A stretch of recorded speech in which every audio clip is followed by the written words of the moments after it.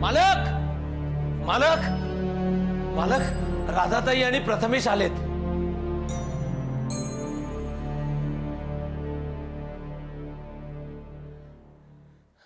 बरं मालक.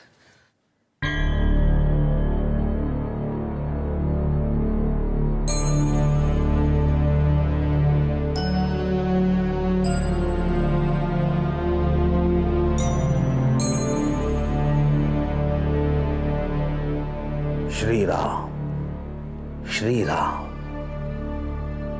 हे काय म्हणायचं आता? असं गणित चुकतंय की मग जे दृष्टीस येतंय ते खरं आहे? प्रथमेशच्या पत्रिकेत अपमृत्यू योग आहे, पण ती वेळ त्याच्या जन्मतारखेच्या अगोदरची आहे. श्रीराम श्रीराम.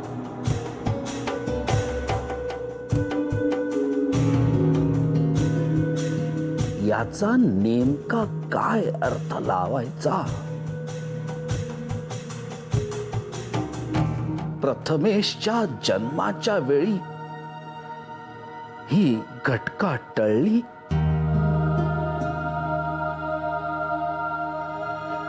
की मग हा प्रथमेशच्या पूर्वजन्माबद्दलचा काही संकेत आहे?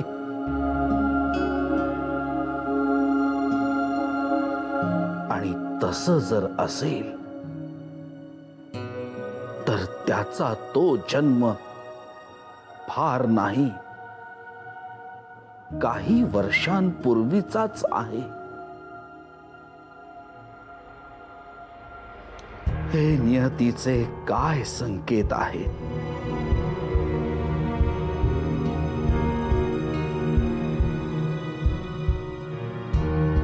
हे अशक्य आहे.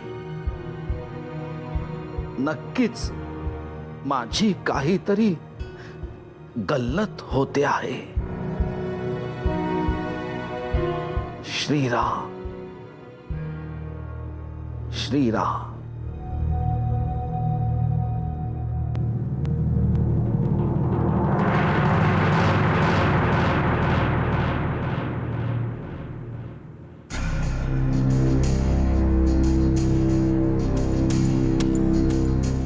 आपण कामं वाटून घेऊया. म्हणजे तू मामांची काळजी घे आणि मी हिचा भूतकाळ खणून काढतो. निखिल कुठे आहेस तू? पुण्याला. हा, लगेच तिकडे पुण्याला करून केकाटू नका. How funny. तिथे काय करतोयस? भूतकाळाचा शोध. सुलेखा, उद्या मामांना भेटायला जातोय मी सॅनिटोरियम मध्ये. हे प्रकरण वाटतंय तेवढं सोपं नाहीये. म्हणजे या सगळ्याची पाळंमुळं ना खूप खोलवर आहेत.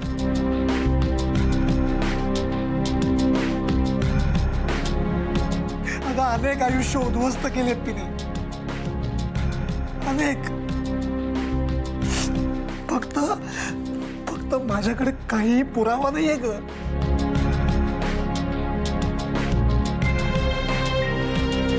सुलेखाबद्दल जे जे काही कळलंय ना, ते तुला लवकरात लवकर नाही सांगितलं तर डोकं फुटणार आहे माझं. प्रिया, अगं सुलेखा 11 वर्षाची असताना तिने तिच्या एका जवळच्या मैत्रिणीला स्विमिंग पूलमध्ये बुडवून मारलाय. प्रथमेशला पाण्याची वाटणारी भीती आणि कुणीतरी कुणाला तरी पाण्यात बुडवून मारल्याचा रेफरन्स.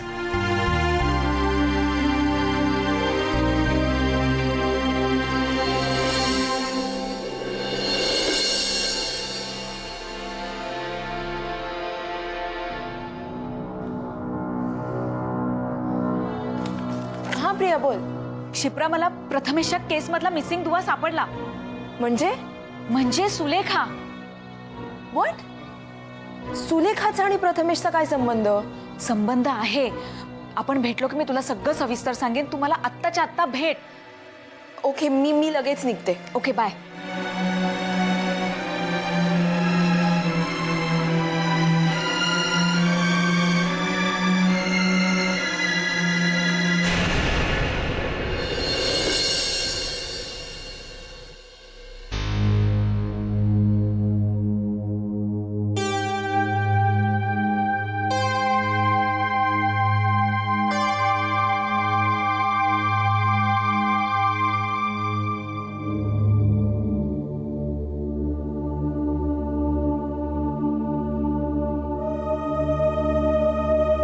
प्रथमेश, ए प्रथमेश, प्रथमेश किती रे शोधायचं तुला? चल, जेवायचं नाही का तुला? चल जेवायला चल. हा, त्या आपल्या पार्वती आजी आहेत. हा, चल चल, आल्यापासून काय खाल्लं पण नाहीयेस, मला गोरडतील मला. चल जेवायला चल लवकर फटकन.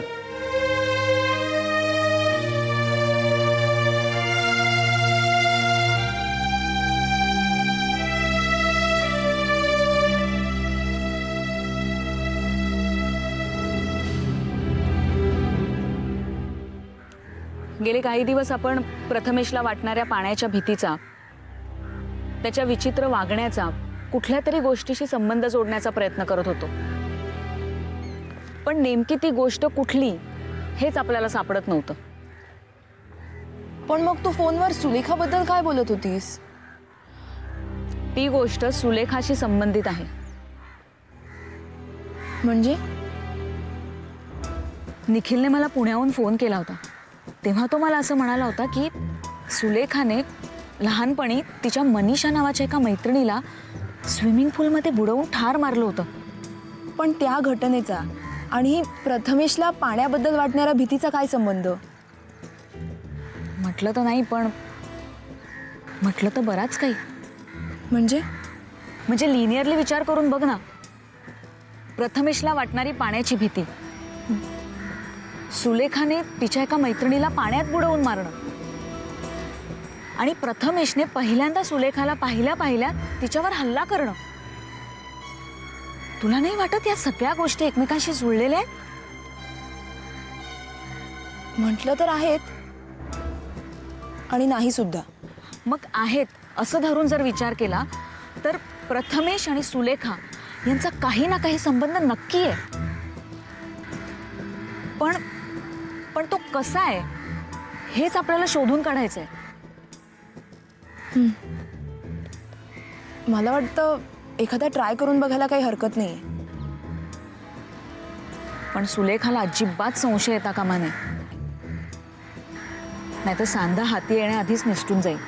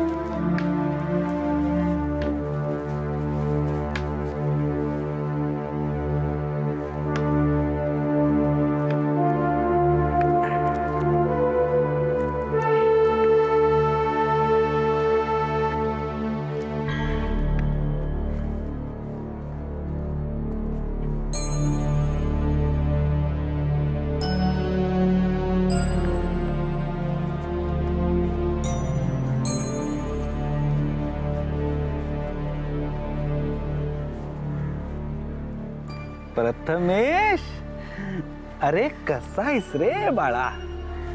कसला विचार करतोयस? चाफ्याचं फूल आवडतं का तुला? थांब, मी तुला काढून देतो फूल. हा, हे बघ इथे आहे.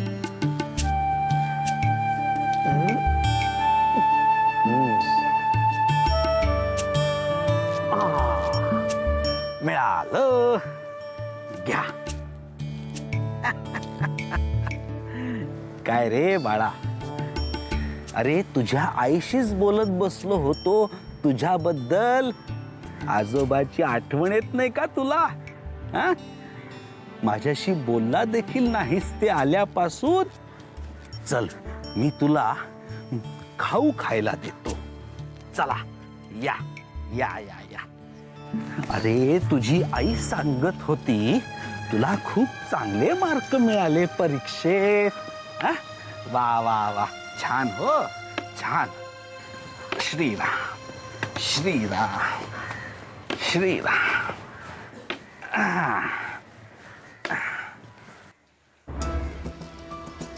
तसा विचार केला ना तर संबंध जाणवतोय, माझी तर जवळजवळ खात्रीच पटतीये. पण आपण हे प्रूव्ह कसं करणार? आपण कोणाला सांगायला गेलो ना तर लोक आपल्याला मूर्खात काढतील. हे सगळं प्रूफ करण्यासाठी आपल्याला फक्त एकच व्यक्ती मदत करू शकते. कोण? स्वतः सुलेखा. पण ती आपल्याला मदत करण्याचा प्रश्नच येत नाही.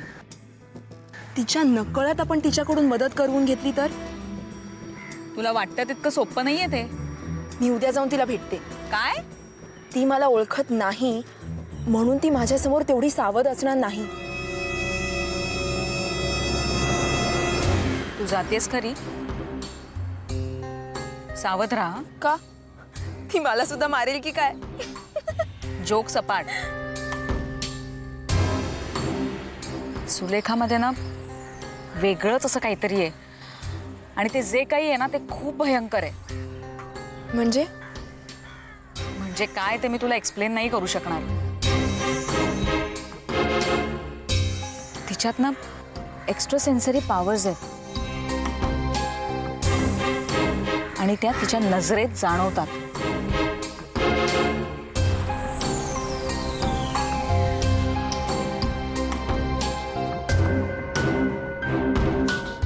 So be careful. डोंट वरी.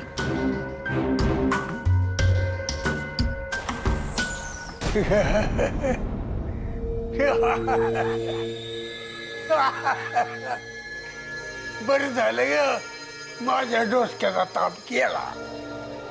हा पण एकदम तिला तिकडे कशी पाठ? एवढ्या सहजासहजी जायला तयारच नव्हती ती. खूप डोकेफोडी करावी लागली तेव्हा गेलीये. असली कसली पट्टी पडवली. कसं असतं ना सोपान, या जगात दोन प्रकारची माणसं असतात. एक जी स्वतःच्या डोक्याने विचार करतात आणि दोन जी विचारच करत नाही. पहिल्या प्रकारच्या माणसाला मूर्ख बनवणं जरा कठीण जातं पण दुसऱ्या प्रकारच्या माणसाला मूर्ख बनवणं सहज शक्य होतं. कुसुमत्या दुसऱ्या प्रकारात मोडते. त्यामुळे तिला शास्त्रींच्या घरी पाठवणं माझ्यासाठी काय फार कठीण नव्हतं रे. कमालच झाली. म्हणजे तुझी कुसुमात्या आपल्या कामाला आली. सोपान, कोण कधी कामी पडेल ना सांगता येत नाही. अरे सुलेखा, अगं अगं सुलेखा, अगं शिबाई शी, अगं काय सुलेखा, अगं ते उंदरांचं काही करत का नाहीस तू? मी प्रत्येक वेळेला येते तेव्हा पायावरनं जातात ना ते उंदीर. काय तडमडायला जाता किचन मध्ये? अगं म्हणजे काय तडमडायला म्हणजे काय? अगं दुधी हलवा कोण करणार? आणि आता तो गरम गरम केलाय तो खाऊन घे तू. आणि हे बघ हा मी डबा माझा घेऊन जाते. हा अरे आता उशीर झालाय, मी निघते बाई. रिक्षा बिक्षा मिळत नाहीत आणि हे बघते पैसे किती आहेत. अरे देवा, सुट्टे पैसे करायला लागतील. चल निघते मी. अगं ऐकतेस का? हे बघ मी दादाकडे जाते 2 दिवस, आल्यानंतर तुला फोन करते. चल निघते मी, मला उशीर होतोय बाई. इथे रिक्षा सुद्धा मी तिकडे जात आहे. नाही म्हणजे जरा जपूनच राहा तिकडे. का? तसं नाही, मला म्हणायचं होतं की शुभ्रापासून जरा सावधच राहा तुम्ही कुसुमात्या. म्हणजे अगं म्हणजे काय?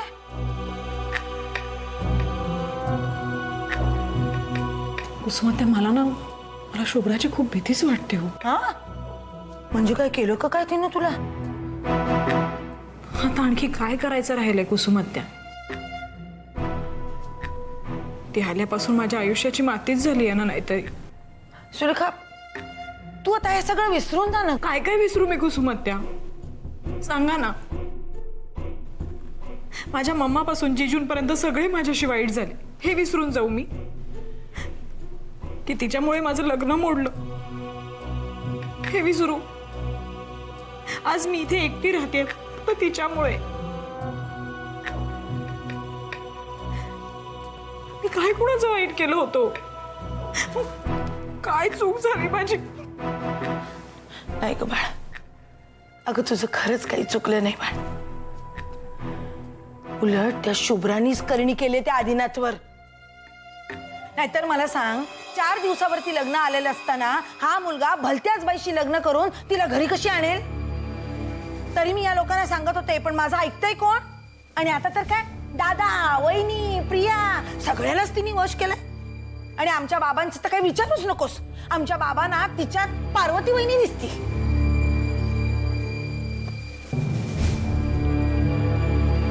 म्हणून म्हणते मी कुसुमत्या, तुम्ही सावध राहा प्लीज. छे, तू माझी काळजी करू नकोस. मी चांगली पुरून उरीन तिला.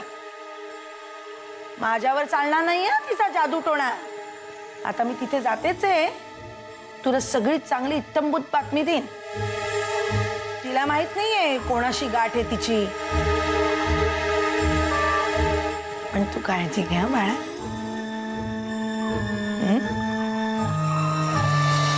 आता त्या शुभ्राच्या प्रत्येक हालचालीवर सहज लक्ष ठेवता येईल आपल्याला.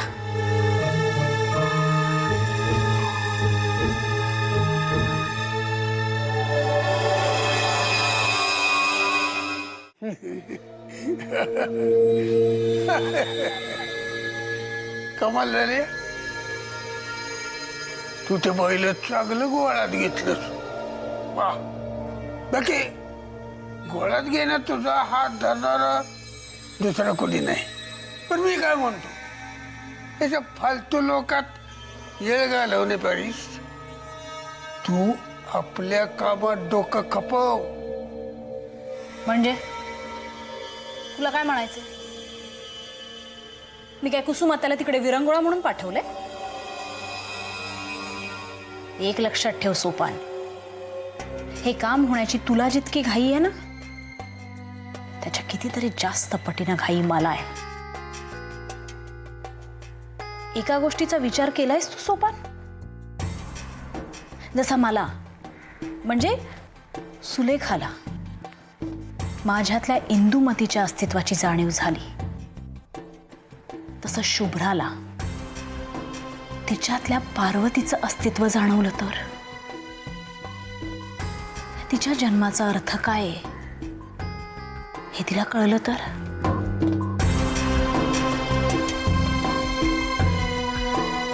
हीच भीती तनिष्कालाही वाटत होती. तुला काय म्हणायचं? शुभ्राला तिच्यातल्या पार्वतीची जाणीव झाली असेल.